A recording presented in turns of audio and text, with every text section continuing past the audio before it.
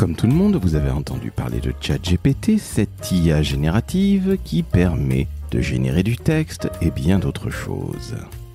Et comme tout le monde, vous avez évidemment tapé votre petit prompt qui fait à peu près 12 mots en espérant une magnifique réponse qui vous permettrait d'être encore plus intelligent. Le problème, c'est que à mauvais prompt, mauvaise réponse ou du moins réponse pas très satisfaisante. Alors, chères auditrices et auditeurs, je suis allé vous chercher le meilleur formateur à ChatGPT et aux IA génératives. Je parle de Monsieur Sébastien Beaujeau, un homme du peuple de l'écriture qui est encore un peu ghostwriter et copywriter, mais qui depuis 1 an devient l'un des meilleurs formateurs, si ce n'est le meilleur formateur, sur ChatGPT. Et vous allez voir que Seb, qui est absolument passionné et passionnant, va vous donner de vrais tips pour avoir enfin de vraies bonnes réponses intéressantes de la part de ChatGPT ou quelque autre IA générative. Oui, vous l'avez compris, nous allons parler d'intelligence artificielle, j'ai enfin dit le mot, et vous allez vous apercevoir que finalement ce n'est pas si compliqué si évidemment vous faites votre part du boulot. Car je tiens à vous le dire immédiatement, oubliez de croire qu'en ne foutant rien vous aurez des résultats de tueur en série. Non, non, non et non. Il faut travailler, il faut faire travailler ChatGPT et l'IA, et là, vous aurez des choses qui seront dignes de votre rang. Je suis Laurent François, fondateur et dirigeant de l'agence Maverick, et comme à l'habitude, mon invité est une épée. Dès lors, je ne saurais trop vous conseiller de prendre quelques notes, car vous verrez que Seb va vous donner d'autres IA génératives pour d'autres utilisations et d'autres usages que le texte, et vous allez voir que votre vie va totalement changer. Très très bonne écoute en compagnie de Sébastien Beaujeau, formateur en IA générative et sur ChatGPT, et qui est en plus un véritable communicant.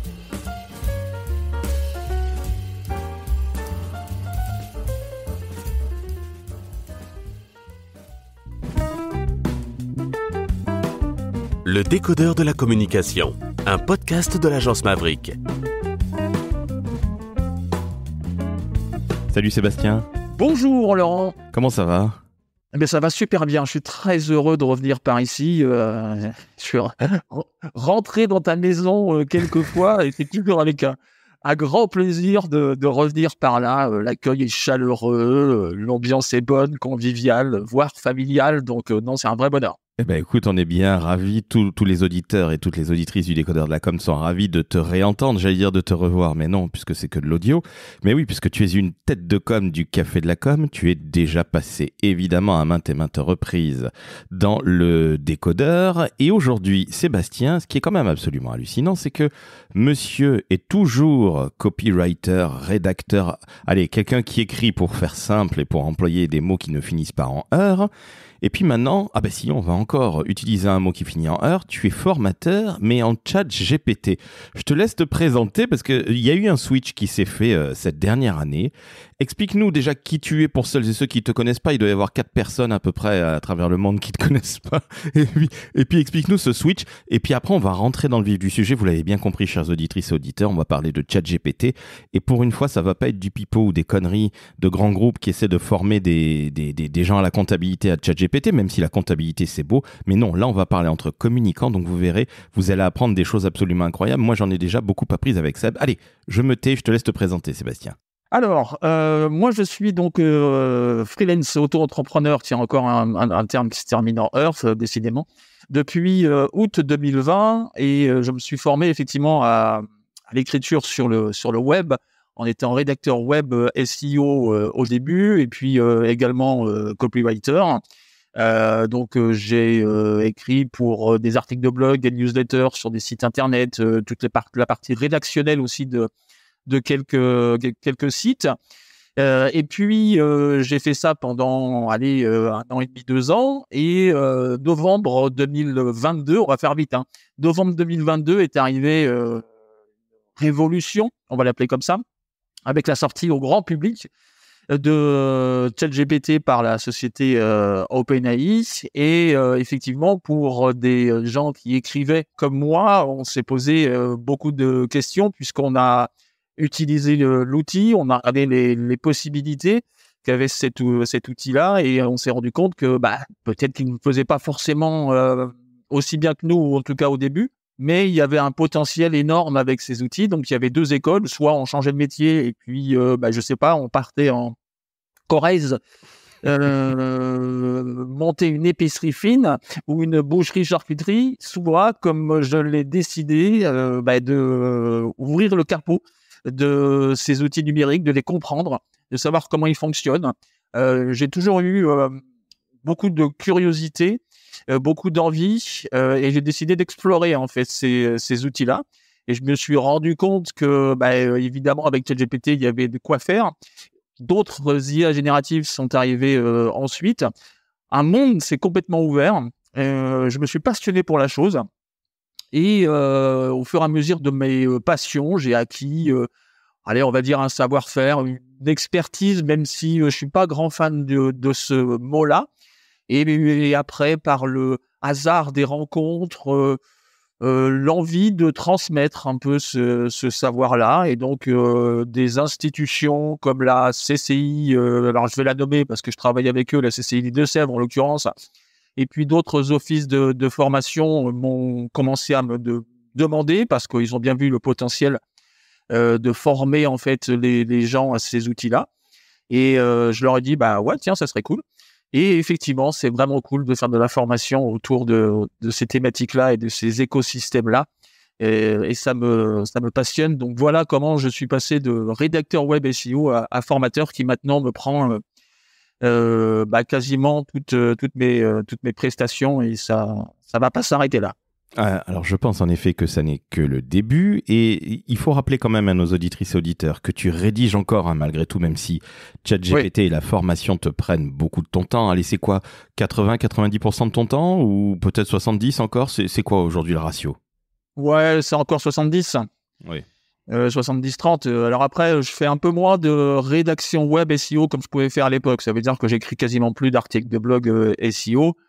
Il m'arrive encore de faire un peu de ghostwriting par contre, mais de la rédaction web proprement dite, ou alors c'est juste des gens qui écrivent des articles et puis qui me les envoient pour que je puisse les corriger, mais j'en fais quasiment plus en fait. D'accord, donc ce qui veut dire que tout le monde comprenne bien, c'est que tu es un véritable communicant, et j'insiste sur ce point-là.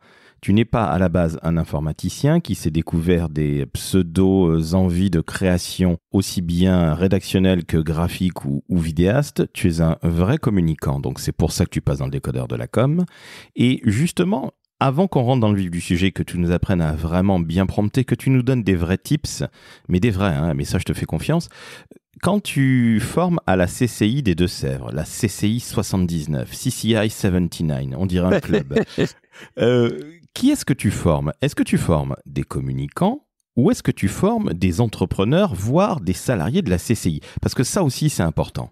Alors, je forme tout le monde en fait. Il y a pas de secteur d'activité, il n'y a pas de fiche de poste. Ça, c'est des dirigeants, c'est des responsables de service, c'est des collaborateurs, c'est des communicants, c'est des commerciaux, des RH, des gens de la CCI. Donc, effectivement, à l'heure actuelle, on est dans une phase d'acculturation, d'éducation, de formation à ces outils-là. Donc, arrivent dans nos formations des gens qui viennent de tout secteur et de toute responsabilité, en fait. Il y a vraiment pas un persona, comme on dirait, une cible proprement dite de gens là. Tout le monde est intéressé parce que ces outils-là peuvent être utilisés et pertinents pour tout le monde. C'est ça leur force. Ce qui veut dire que vous qui écoutez et qui êtes dans la communication, vous pouvez passer ça à papa, à maman, à votre frère qui n'y connaît absolument rien en ChatGPT. Vous verrez, vous apprendrez quelque chose. Alors justement, on rentre dans le vif du sujet. Comment est-ce qu'on fait un bon prompt? Je t'explique, ça faisait plusieurs mois que je n'étais pas revenu sur ChatGPT. J'ai demandé à ChatGPT de m'écrire un article sur Bruce Springsteen dans les années 80 et 90, donc sur la décennie 80 réellement. Il m'a pondu quelque chose qui ressemble à Wikipédia. J'en étais très heureux, mais imagine, si ça avait été pour notre travail de communicant, ça n'aurait pas été terrible, ça aurait été un petit peu dépensif. Seb, comment on fait un prompt qui déchire et qui apporte autre chose que un simple contenu que tout le monde pourra avoir? Alors, je vais juste commencer par une phrase que j'aime bien, qui est que je ne crois pas en fait au grand remplacement, mais au grand accompagnement. Je vais répondre à ta question après, hein, évidemment. Pourquoi je commence par ça? Parce que j'aime bien démystifier ces outils numériques. On a beaucoup dit, on a beaucoup écrit, on a beaucoup parlé sur ces outils-là. Ils sont évidemment une des forces de frappe passionnantes, flippantes aussi parfois, mais ça reste des outils numériques. Il faut les remettre à leur place. Ça veut dire que ce ne sont pas des baguettes magiques. Il y a des choses à savoir. Il faut bien les utiliser et on va revenir donc sur ces fameux prompts. Mais derrière, faut pas croire qu'il va faire le travail à notre place. Donc, ça reste des outils. Alors, comme un tableau Excel, il y a des choses à savoir pour qu'il soit un peu plus pertinent.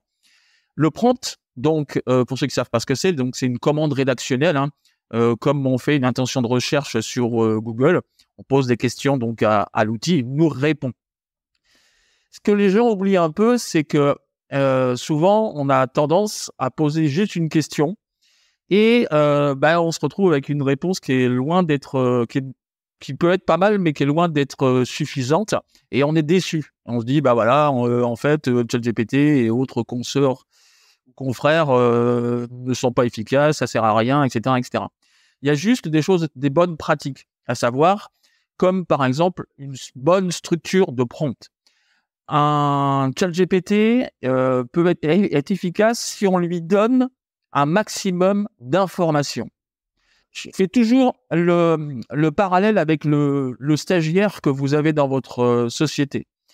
Si vous lui demandez d'aller chercher le dossier de l'entreprise X à la comptabilité, il est poli, il va aller le chercher, il vous le ramène et vous lui dites « Non, moi je voulais le dossier de l'entreprise X de 2023 ». Donc, il y retourne, il revient et vous lui dites « Mais non, moi je voulais le dossier de l'entreprise X de 2023, mais de mars 2023 ». Et ça, vous ne lui avez pas dit au début. Et avec ChatGPT, c'est exactement la même chose. Il faut être le plus précis possible, lui donner un maximum de données dans la commande rédactionnelle. Généralement, ce qu'on fait, ce qui marche assez bien avec ces outils numériques-là et ces agents conversationnels-là, c'est lui donner un rôle. Par exemple, si vous devez travailler, je sais pas moi, un plan marketing ou de stratégie de communication pour la sortie d'un nouveau produit, dites-lui, tu es un expert en marketing de contenu avec une expérience de 20 ans, etc., etc. Donc, vous lui donnez un rôle, vous lui donnez une tâche, vous lui dites, tu vas m'aider à travailler ma stratégie de communication pour la sortie du produit Y. Vous lui donnez le contexte, quelle est la cible, quel est le produit, comment, quand il va sortir, etc., etc. Vous pouvez aussi lui donner les différentes étapes de sa réponse. Ça veut dire que tu me fais d'abord un plan de la stratégie de communication sous forme de liste à puces, par exemple. Et puis, après, vous pouvez aussi lui donner des contraintes. Ça veut dire, tu me parles pas de ce thème-là, t'emploies pas ce terme-là, etc., etc. Donc voilà, ça veut dire que vous vous retrouvez véritablement avec un prompt qui est assez complet. Il n'est jamais, on peut toujours aller plus loin, mais au moins vous lui avez donné un maximum d'informations. Et là, il sait déjà plus ce qu'il a à faire que simplement si je lui avais dit tu me fais ma stratégie de communication pour mon produit X. Là, faites le test avec les deux, un prompt précis et un prompt non précis, vous verrez effectivement la différence, c'est évident. Et ça paraît logique en fait, et c'est comme quand on discute avec quelqu'un, plus on lui donne d'informations à un collaborateur qui doit faire une tâche, et plus il sait ce qu'il va faire, et plus il sait aussi ce qu'il ne doit pas faire, les erreurs qu'il ne doit pas faire. Donc voilà, c'est exactement la même chose, quoi. Donc soyez le plus précis possible dans votre prompt, dans votre commande rédactionnelle. Ce qui veut dire que toi, tes prompts, lorsque tu as commencé sur ChatGPT, donc fin 2022, donc ça veut dire que tu es déjà un dinosaure de ChatGPT. Ouais, c'est ça. Ouais. Oui, je ne m'étais pas rendu compte, mais ouais, effectivement. Ah non, mais très clairement, 1 an et demi de ChatGPT, c'est l'équivalent de 15 ans d'Internet qui équivalent donc à 150 ans de vraie vie. Mais au début, tes prompts, à quoi ressemblaient-ils? Évidemment pas à ce que tu viens de nous décrire, et je te remercie d'avoir été aussi concret, et j'invite tout le monde évidemment à faire un prompt bateau et faire un prompt extrêmement complet, et je pense que vous verrez la diff fondamentale de réponse de ChatGPT. Mais au début, alors tu t'y intéressais parce que tu es un homme curieux, ça on le sait, mais qu'est-ce que tu tapais au début? Tu tapais des trucs très très très basico-basiques, ou très vite tu t'es aperçu qu'il fallait être ultra précis et donner un vrai brief comme on sait le faire dans notre métier? Non, au début, moi, je l'utilisais comme la plupart des gens à l'heure actuelle, ça veut dire une simple question et puis vaille que pourra. Ensuite, quand on veut aller plus loin, on teste, on explore, on voit ce qui marche pas, et puis on n'est pas les seuls sur le pont. Donc, il y en a d'autres qui avancent plus vite. On commence aussi, de son côté, à faire un process de veille pour capter les bonnes idées des autres. Et puis après, on structure notre travail, quoi. Donc, ce qui est intéressant, c'est que comme beaucoup de monde l'a utilisé, l'a testé, l'a essayé, on a vu des tips arriver, des bonnes pratiques, et puis on les récupère, on les teste à notre tour. Voilà, c'est comme ça que ça fonctionne. Mais au début, oui, effectivement, comme tout le monde, c'était une simple question, comme l'utilisation en fait de Google. Exactement. Et aujourd'hui, tes prompts, quand tu es sur une recherche, ou en tout cas un dossier qui est un peu complexe, tes prompts, ça va te paraître idiot ce que je vais te poser comme question, mais ils font combien de lignes? Parce que ce que tu viens de nous dire là, on peut vite arriver à une commande rédactionnelle extrêmement fournie, et là on est dans des limites dans une page A4. J'exagère peut-être un petit peu, mais on n'est pas loin de ça. Ouais, c'est ça. En fait, alors tout va dépendre de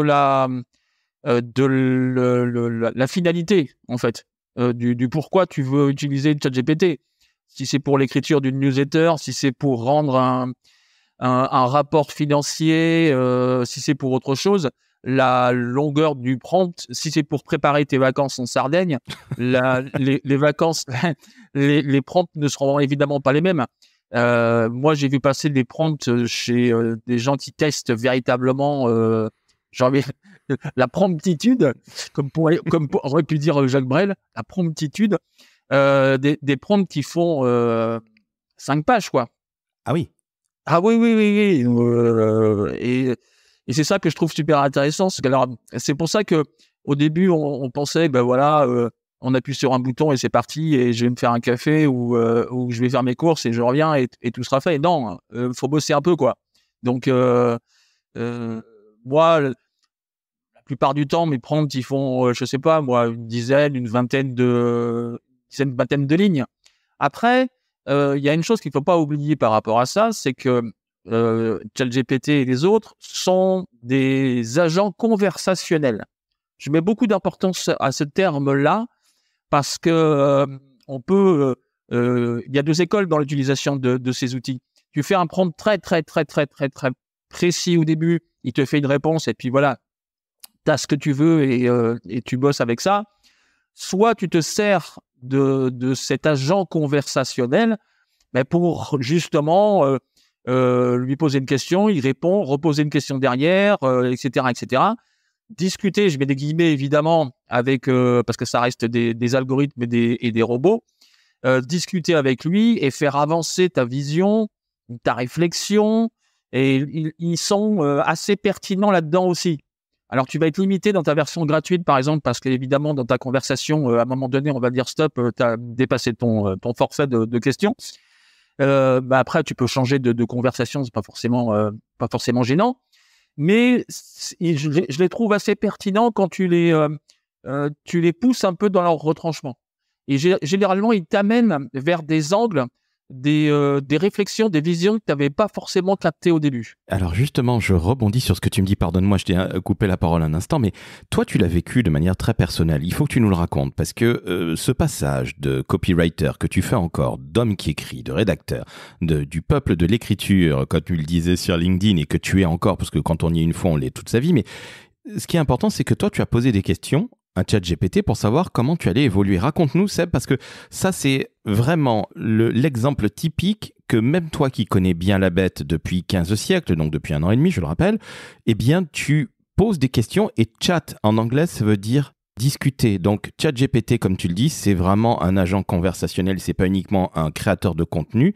Raconte-nous comment ça s'est passé tout ça pour toi, parce que ça, c'est génial. Alors en fait, effectivement, on a trop tendance, et moi j'insiste beaucoup dans les formations que je distille, on a trop tendance à penser que ces outils-là, alors en l'occurrence des générateurs de texte, ne font que du contenu en fait, et qui sont très pratiques pour faire nos posts sur les réseaux sociaux, nos articles de blog, nos newsletters. On oublie un peu souvent qu'on peut s'en servir pour autre chose, pour aller beaucoup plus loin en fait. Et moi, je m'en suis servi justement pour réfléchir à le chemin que je voulais prendre dans mon métier d'auto-entrepreneur. La nouvelle vision que j'avais envie de proposer, des nouvelles prestations que j'avais envie de proposer. Et donc, je l'ai tout simplement interrogé. J'ai discuté avec lui et je je parlais de rôle tout à l'heure, par exemple. Je lui ai demandé qu'il me challenge, en fait, qu'il soit un peu mon avocat du diable, ou qu'il soit l'avocat du diable, pas forcément le mien, mais qu'il soit l'avocat du diable, et que il me pousse, moi aussi, dans mes retranchements pour savoir si je prenais la bonne direction ou pas. Et là, je l'ai trouvé vraiment intéressant. Il m'a amené vers des chemins que je n'avais pas captés. Et en l'occurrence, le chemin de la formation, par exemple, que je n'avais pas envisagé. En fait, ce n'est pas quelque chose qui est venu naturellement. Je pensais pas un jour être formateur. Alors, je pensais pas non plus un jour être copywriter. Hein, mais ça, c'est le fil rouge de ma vie. Tout ce que j'ai fait, je l'avais prévu. Le seul truc que j'avais prévu, je voulais être pompier professionnel et joueur de foot, et tu vois, ça s'est pas fait. Mais ChatGPT n'existait pas à l'époque. Non, c'est vrai, tu le manges. Et donc, il m'a amené vers cet angle de la transmission et de la formation que j'avais pas capté au début, et il a servi à ça, quoi. Et donc, c'est pour ça que faut véritablement ouvrir les chakras, les écoutilles avec ces outils-là, comprendre comment ils fonctionnent, voir le champ des possibles et sortir du fait que l'outil n'est qu'un producteur de contenu. Non, à côté, ils peuvent véritablement vous apporter autre chose, quoi. Alors, ça, c'est un cas personnel, mais qu'on soit comptable, philosophe, psychiatre, chirurgien, mécanicien, chacun a ses missions, ses tâches, ses réflexions, et à chacun de s'approprier en fait ces outils-là, au-delà de la simple production de contenu. Il paraît même que ChatGPT, au-delà de te dire que tu devais devenir formateur, il t'a un petit peu expliqué qui devaient être tes clients. Parce qu'à un moment, je crois que tu t'es posé la question de savoir si tu n'allais pas démarcher directement les entreprises, et puis il dit non, tu pourrais peut-être faire un petit peu autrement. C'est bien ça ? Ouais, c'est ça en fait. Quand tu lances de nouvelles prestations, tu réfléchis évidemment à qui ça peut intéresser. Alors moi, j'avais tout de suite pensé à les chefs d'entreprise pour former eux-mêmes ou leurs collaborateurs. Il y a toujours eu dans mes explorations, parce que c'est important aussi de le préciser, j'ai toujours eu dans mes explorations l'obstination de me dire ces outils-là, comment on peut les infuser et les utiliser dans le monde de l'entreprise. Moi, c'est vraiment mon obsession et mon credo. Comment ils peuvent être apportés dans le monde de l'entreprise. Donc, j'ai beaucoup réfléchi à ça et je me suis dit, oui, ça va intéresser les chefs d'entreprise. Et en fait, en continuant à discuter avec ChatGPT, ce qui est bien, c'est que Tu peux discuter avec lui ad vitam aeternam, même à 2 heures du matin, si tu as des insomnies, il est toujours là. Donc ça, c'est chouette. Il est maintenant sur ton téléphone portable, donc quand tu as les transports, tu peux continuer à discuter avec lui. Il se fatigue jamais, c'est impressionnant. Et en plus, il te dit jamais qu'il est fatigué ou il t'engueule jamais, donc c'est cool. Toi, par contre, tu peux l'engueuler, ça c'est cool aussi. tu peux passer tes nerfs sur ChatGPT. Et donc, il m'a dit, ben non, c'est peut-être pas forcément vers là il faut aller, c'est peut-être plus de frapper aux portes, aux institutions, aux offices de formation qui peuvent proposer ce genre de choses. Et c'est vrai que c'est beaucoup mieux pour moi parce que indépendant, tout seul, il aurait fallu à un moment donné que je passe ce qu'on appelle Calliope pour que les entreprises aient des financements d'État. Et j'avais pas l'intention, c'est trop compliqué, trop administratif pour un seul homme. Et donc, j'ai bien fait de frapper aux portes des institutions qui sont déjà Calliope ou des offices de formation qui sont déjà Calliope. Pour moi, c'est beaucoup plus simple. Ça, je suis prestataire pour eux. Et ça se passe super bien. Et la bête, comme j'aime l'appeler, m'a guidé vers ça. Donc, comprenez bien, chers auditrices et auditeurs, que là, Sébastien a switché. Toujours de la rédaction, tu resteras toujours un homme de rédaction, un homme du peuple de l'écriture, mais ce switch s'est fait avec ChatGPT pour former sur ChatGPT. Ça, je trouve ça absolument incroyable. Tu as discuté avec lui et comprenez que c'est pas simplement lui écrire un pauvre prompt de « fais-moi un truc sur Bruce Springsteen de 80 à 90 comme moi je l'ai fait dernièrement ». Ça n'importe pas grand-chose. Et il faut surtout y mettre de soi. Parce que, au-delà des questions de plus en plus précises, alors peut-être pas un prompt à 5 pages, il faut quand même un peu converser, il se fait l'avocat du diable, comme tu le disais, mais il faut aussi remplir son profil ChatGPT, parce qu'il suffit d'aller en haut à droite quand vous vous êtes inscrit, et vous avez personnalisé ChatGPT, et là que ce soit payant ou gratuit, au passage la version payante est à $20 par mois, donc si vous en avez une très grande utilité, je vous conseille d'y aller, mais là il faut personnaliser son ChatGPT pour avoir des réponses peut-être plus personnelles justement, Sébastien. Ouais, c'est une fonctionnalité qui est un peu oubliée quand on commence à utiliser, que les gens connaissent pas en fait, d'où l'idée de faire des formations. C'est une fonctionnalité un peu oubliée qui est pourtant très pertinente. Ça veut dire que quand on clique sur son menu, il y a personnalisé ChatGPT. Il y a 2 blocs et le premier bloc, c'est là où il faut mettre ce qu'on fait en fait, parce que ChatGPT ne sait pas qui vous êtes. Et donc, faut lui dire, je suis responsable marketing dans une boîte du secteur d'activité Intel, etc., etc. J'ai fait comme formation ceci, j'ai tant d'expérience. Mes missions, mes tâches sont celles-ci, etc., etc. Et en fait, lui, à chaque fois que vous allez converser avec lui, que vous allez lui demander quelque chose, il va se fier en fait à la personnalisation à votre personnalisation à ce bloc-là, et il va rendre les réponses plus pertinentes. Elles vont aller évidemment vers ce secteur d'activité, vers les missions, les tâches que vous avez en fait. Et ça change un petit peu la donne. Je dis pas que du jour au lendemain ça va être du tout au tout et que tout va fonctionner extraordinairement bien. Mais en fait, lui déjà, comme tout à l'heure, c'est toujours la même chose. Plus on lui donne d'informations sur qui on est, mieux il vous connaît. En fait, il faut bien penser que il sait pas encore ce que vous avez dans la tête. Donc, si vous lui dites pas, il peut pas savoir. Alors un jour, sans doute qu'on aura des puces et qu'on n'aura même plus besoin de taper sur le clavier. Il saura tout de suite ce qu'on veut. Et la pensée qu'on a, on n'y est pas rendu et Laurent et moi on le verra sans doute pas, heureusement, et même si ça va très vite, mais c'est important de lui donner un maximum d'informations. Donc ce bloc-là, cette fonctionnalité-là, allez-y, tapez sur le menu, personnalisez le ChatGPT, et puis remplissez le bloc du haut. Le bloc du bas est un peu plus anecdotique, c'est simplement pour lui demander comment il doit répondre, factuel, avec de l'humour, de façon onirique, etc. Vous pouvez vous amuser parce que vous pouvez très bien lui dire à chaque réponse, tu commences par bonjour Sébastien, comment vas-tu? Ça peut être très bien. On peut s'amuser à ce genre de choses. Mais voilà, c'est pour moi, ce deuxième bloc est plus anecdotique. Le premier est beaucoup plus pertinent et beaucoup plus intéressant. Si vous devez aujourd'hui, après l'écoute de ce podcast, commencer à utiliser ChatGPT, commencez d'abord par personnaliser votre outil. C'est super important. En somme, il faut être extrêmement précis. Et comme tu l'as dit très justement, au début, ChatGPT, c'est ton stagiaire. Quand tu lui demandes le fameux dossier X de l'année 2023, et en fait, l'année 2023, il y a 12 mois, donc il faut faire attention. Tu veux février qui n'est pas le mois d'août.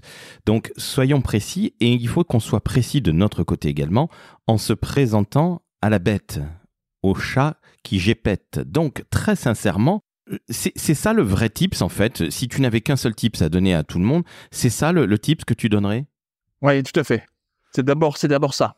Parce que faut commencer par ça. Faut commencer par le personnaliser.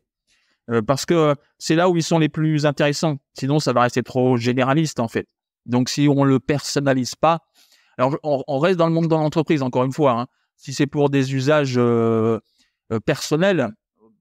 Là, forcément, vous n'avez pas forcément besoin de le personnaliser. Si c'est pour qu'il vous donne une recette de cuisine pour ce soir, ou si vous photographiez votre frigo et puis vous lui demandez de faire le menu de la semaine, hein, ce qui évidemment sait faire.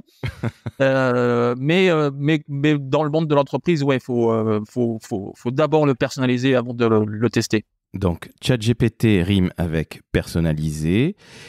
Que te disent tes apprenants? Parce que tu en as formé du monde depuis une année. Alors, ce n'est pas nécessairement des communicants, mais vous avez bien compris, chères auditrices et auditeurs, que pour le moment, ce n'est que le début de l'intelligence artificielle. Donc, ça fera partie de nos vies et de celles de nos enfants et de nos petits-enfants. Et Sébastien et moi, on sera morts depuis fort longtemps avant qu'Elon Musk ne nous mette des puces dans la tête et qu'on n'ait plus besoin de dire quoi que ce soit, ni de parler à un autre être humain. Bon, espérons que ça n'existe pas ou jamais, en tout cas dans très très très longtemps. Mais que te disent tes apprenants? Parce que ils doivent se dire, mon Dieu, on est en train d'ouvrir une porte vers un monde qui est sensationnel. En tout cas, moi, c'est comme ça que je le prendrais. C'est exactement ça. Il y a au début l'effet waouh en fait, et ils voient. Alors moi, j'insiste beaucoup sur le fait alors encore une fois, du fait de personnaliser l'outil, parce que tout de suite d'entrée, je leur demande de réfléchir à leur mission, leurs tâches qu'ils ont au quotidien, et par rapport à ce que je vais leur montrer, par rapport à ce que je vais leur dire, de commencer à faire ce que j'appelle moi le point de bascule. Ça veut dire qu'à un moment donné, tu dois te dire, tiens, pour cette mission, cette tâche, ce truc que je dois faire demain, peut-être que l'outil va m'aider à le faire. Dès le lendemain des formations, il faut faire ce point de bascule-là. Il faut ouvrir ses chakras en disant, attends, j'ai cet outil maintenant avec moi, cet accompagnant numérique. Est-ce que il peut m'aider à faire ceci? Est-ce qu'il peut m'aider à faire mon point comptable? Est-ce qu'il peut m'aider à faire ma newsletter? Est-ce qu'il peut m'aider à faire mes posts sur les réseaux sociaux? Est-ce qu'il peut m'aider à faire ma stratégie de communication? On rentre et comme tu le disais, dans un autre monde, une autre façon de travailler en fait. Et ce qui fait que je dis nos, parce qu'on est tous dans le même cas. Même moi, en tant que formateur, nos métiers, là, ils sont en pleine évolution, en pleine mutation avec ces outils-là. Et l'important, c'est faire ce point de bascule-là en disant, attends, j'ai maintenant ces outils-là, je dois m'en servir, quoi. Et je dois voir comment, dans mon quotidien, je m'en sers, quoi. Et il faut absolument faire ce point de bascule. Si vous allez en formation, vous regardez, ah ouais, c'est super, on peut faire des trucs, et puis le lendemain, vous revenez à votre bureau et vous n'y touchez pas, quel dommage, et puis quel danger surtout, parce que si vous le faites pas, d'autres le feront. Demain, vous ne serez pas remplacé évidemment par une IA générative, mais vous serez remplacé par des gens qui savent utiliser les IA génératives. C'est évident. Et les dirigeants doivent aussi en prendre conscience. Ça veut dire que si ils n'ont pas fait entrer cette nouvelle technologie dans leur entreprise, ils vont avoir du mal à recruter aussi. Il y a des gens qui, dans quelques années, n'ont pas travaillé dans des boîtes où il n'y a pas d'IA, quoi. Ça sera pas possible, quoi. On mettra dans les services RH, sur les offres d'emploi, on va mettre, comme on mettait, doit savoir utiliser Photoshop pour un poste de community manager. On rajoutera une ligne, doit savoir prompter, doit savoir utiliser les IA génératives, doit savoir utiliser Midjourney quand on est graphiste, doit savoir utiliser le ChatGPT quand on est communicant. Ça sera intégré aussi dans les fiches de poste. Donc, il faut bien comprendre qu'on est en pleine... Alors, j'aime pas le mot révolution parce que c'est sans doute excessif. Ça parle, mais c'est excessif à mon goût. Je pense qu'on est surtout en fait dans de l'évolution de nos métiers. Et il faut véritablement en prendre conscience. Et ça, dans mes formations, les gens, à la fin de la journée, ouais, ils en prennent conscience. Et quand je leur montre 2-3 autres IA génératives, alors je vais dire un gros mot, mais ils se disent ah merde, ça existe ce truc. Et c'est assez. Enfin, moi de mon côté, c'est assez marrant parce qu'après, moi, j'ai des retours en fait de gens qui ont fait ce point de bascule là et qui me renvoient. C'est ce que je leur demande parce que moi, j'aime bien aussi savoir un peu ce qui se passe derrière et comment ils s'approprient les machines. Et ils m'envoient, ils me disent ah regarde, j'ai testé ça, tiens j'ai fait ça avec ça, tiens j'ai utilisé cet outil et puis et ils sont curieux de parce que si faut aussi à un moment donné être curieux parce que la formation elle vous donne des tips, elle vous montre le chemin, mais après derrière à vous de tester, à vous d'explorer, à vous d'être curieux, à vous d'être en veille parce que ça évolue tellement vite, les fonctionnalités des uns et des autres évoluent, d'autres y arrivent, donc faut maintenant être en veille quoi. On n'a plus le choix quand on les utilise, ou alors faut s'abonner à une newsletter, à mon compte LinkedIn parce que je fais de la pub pour avoir quelques infos. Mais voilà, c'est il faut basculer dans un nouveau monde. Faut pas en avoir peur. C'est flippant hein, parfois. J'en suis tout à fait conscient. Mais faut y aller. Hein. On n'a plus le choix quoi. Alors on peut vivre sans. Hein. Ma maman, elle n'utilise pas ChatGPT. Je sais même pas si elle connaît ChatGPT. D'ailleurs, elle comprend toujours pas ce que je fais. Hein. Donc et j'ai écrit un livre que je lui ai justement avec Julien Pironnet chez Duno qui s'appelle la petite boîte à outils des IA génératives pour créer du contenu. Je lui ai offert avec mon papa. Et évidemment, je sais qu'ils ne l'ont pas lu parce que pour eux, c'est un truc de science-fiction. C'est même pas un truc de science-fiction. C'est en fait, ma mère voit que parce qu'elle lit beaucoup. Elle voit que c'est un livre. Mais déjà le titre elle a pas compris donc je sais qu'elle l'a pas ouvert, mais ça c'est pas grave. Alors justement, comprenez que Sébastien, je le dis encore une fois, vient du peuple de l'écriture, donc je sais d'où ça te vient. Cette envie de lire, elle est donc familiale, donc monsieur et madame Beaujeau, on les salue. Comment s'appellent ton papa et ta maman? Quel est leur prénom?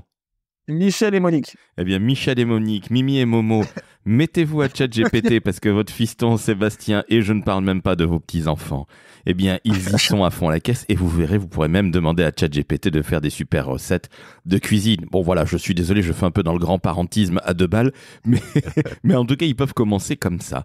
Justement, Seb, est-ce que tu peux nous donner quelques autres IA génératives? Parce que tu as cité Midjourney, qui est alors beaucoup plus intéressant, je trouve, que DALL-E, qui fait partie de ChatGPT. C'est pour là générer du visuel. Mais Midjourney, il y en a d'autres. Est-ce que tu peux nous expliquer qui fait quoi? Et selon toi, qu'est-ce qui est intéressant, s'il te plaît, pour que tout le monde puisse aller jeter un œil plus qu'aguerri dessus? Alors, oui, il faut bien penser qu'il n'y a pas que des IA génératives de texte.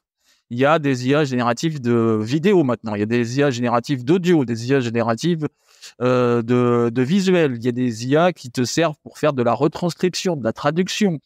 Il y a des IA qui te servent pour faire des PowerPoint, des présentations. Il y a quasiment des IA pour chaque mission, chaque tâche en fait. Il y a des milliers et des milliers d'IA.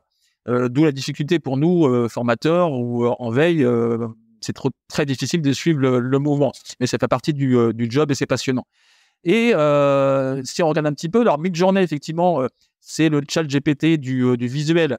Il est très puissant, très pertinent. Si là encore, on sait s'en servir, on a travaillé un petit peu chez Prompt, hein, c'est toujours pareil.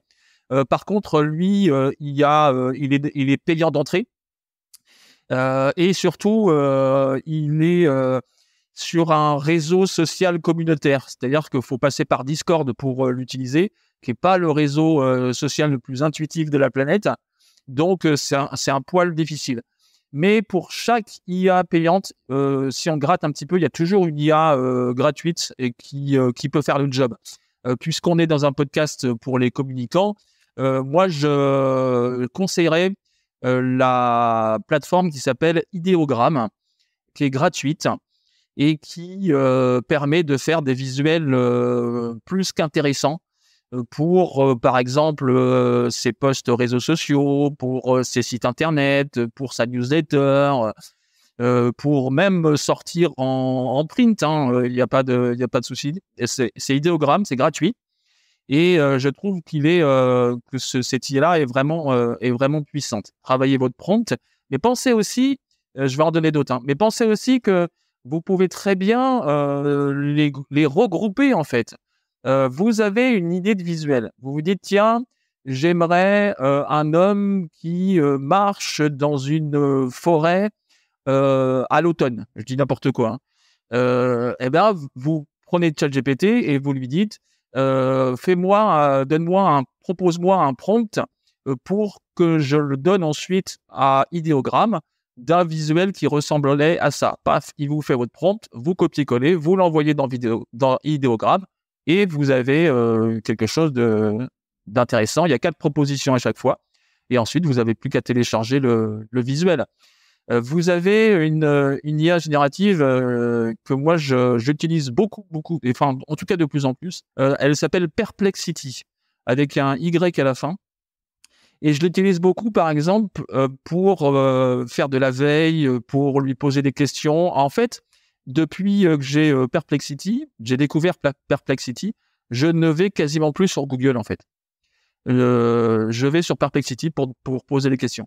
Et à chaque fois, il me propose un bloc de réponses avec des sources que je peux aller vérifier.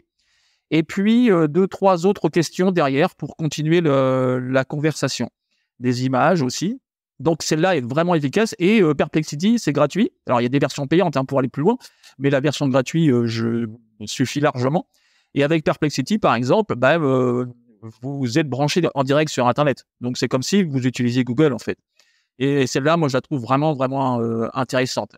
On parle beaucoup de ChatGPT, mais évidemment, on pourrait parler d'autres IA de texte comme Gemini, qui est le ChatGPT de Google. On parle beaucoup à l'heure actuelle, alors ça fait toujours rire comme nom, mais de Claude, qui est une IA aussi puissante de texte, de contenu. Donc, l'idée aussi, c'est de les connaître, de les tester, de voir par rapport à vos missions et vos tâches que vous avez, celle qui correspond le mieux en fait. Alors oui, c'est contre-productif au début. Ça va vous prendre un petit peu plus de temps que prévu.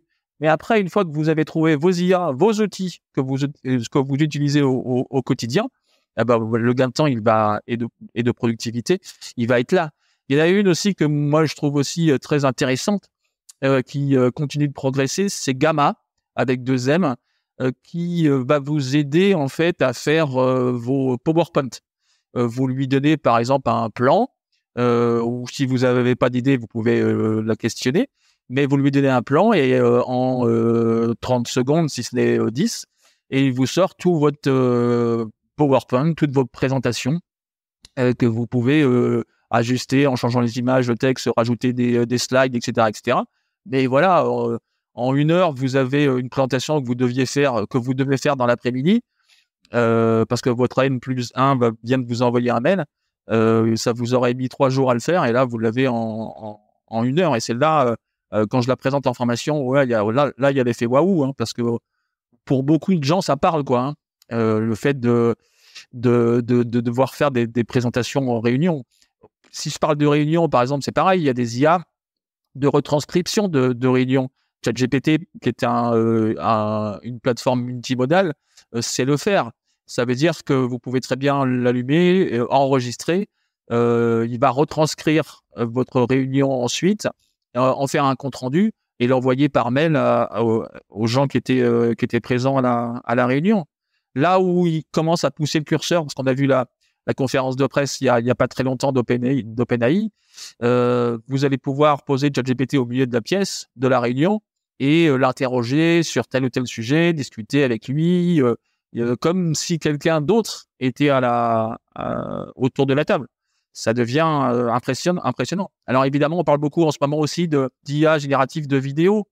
Luma, par exemple, qui vient de sortir Deep Machine, gratuit pour l'instant, avec un petit prompt, vous avez un petit clip de, pour l'instant, 4 secondes. On parle beaucoup de Sora qui va arriver prochainement. Donc, ça va aussi révolutionner beaucoup de choses, hein, le fait de faire texte vidéo. Ça, c'est évident. Donc voilà, il faut vraiment imaginer qu'il y a pas une, mais des milliers d'autres IA génératives. C'est un petit peu comme les pubs de l'iPhone il y a 15 ans, en 2007-2008, où on disait il y a une application pour ça. Voilà, vous voulez faire tel truc, il y a une application pour ça. Non, Là, c'est ça, pareil. exactement. Mais là, il y a une IA pour ça. Exactement. Et comme on parle à des communicants ici, bien penser que là, maintenant, les services marketing et communication des entreprises commencent à utiliser justement ces IA de vidéo pour faire des clips de promotion. Hein. Toys R Us, Pepsi Cola, Coca-Cola ont déjà testé le truc. Quoi. Et là, on en est vraiment qu'au début. Alors, si les gens nous écoutent l'épisode du podcast dans 6 mois ou dans 1 an, ils diront putain, ils sont en retard. Mais alors tiens, justement, ce que je te propose, parce qu'on va s'arrêter là pour cet épisode-là, parce qu'on aurait très bien pu aussi discuter de choses un petit peu plus éthiques, à savoir comment éviter les fake news, comment parler à nos gamins et former nos gamins. Je sais que toi, ça te tient à cœur à ChatGPT. On pourrait parler de plein de choses aussi, le remplacement. Alors tu disais que ce n'est pas du grand remplacement et je suis d'accord avec toi. Hein.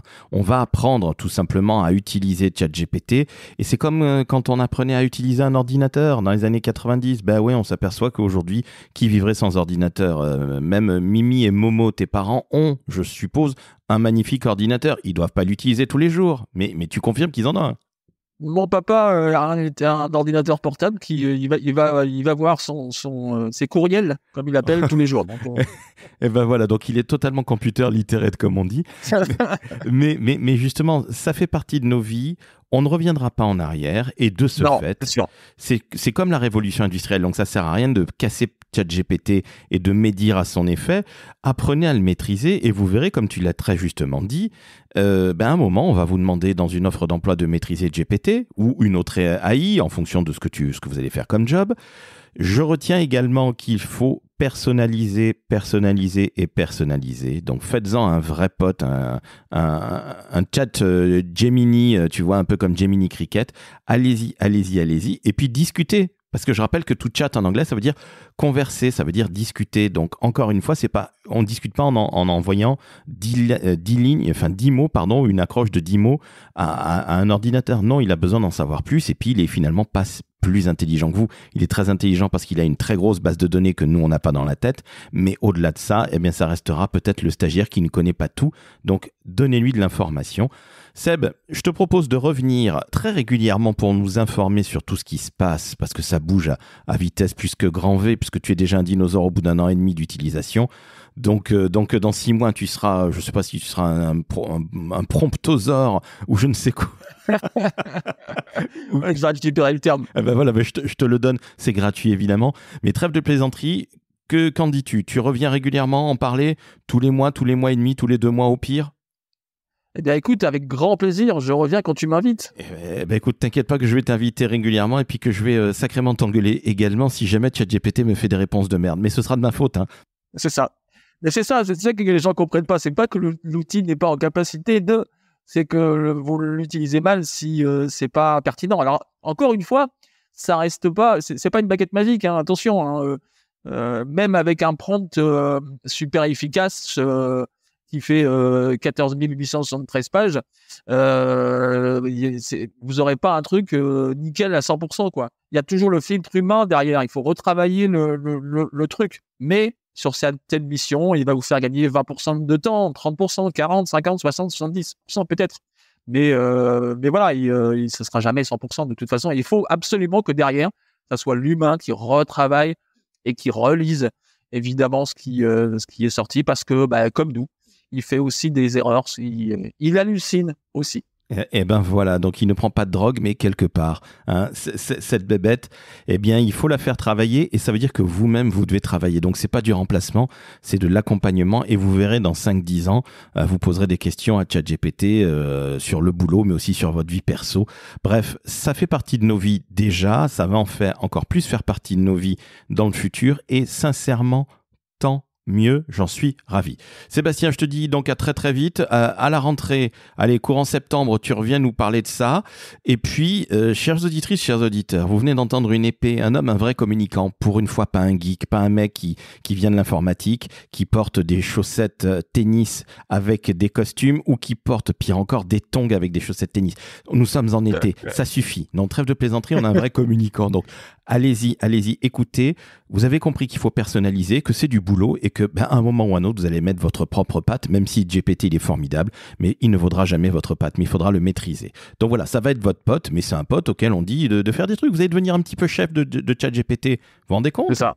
Ouais, c'est exactement ça. Eh ben voilà. Et soyez curieux. Eh ben voilà, soyez curieux et ne soyez pas, entre guillemets, des feignasses.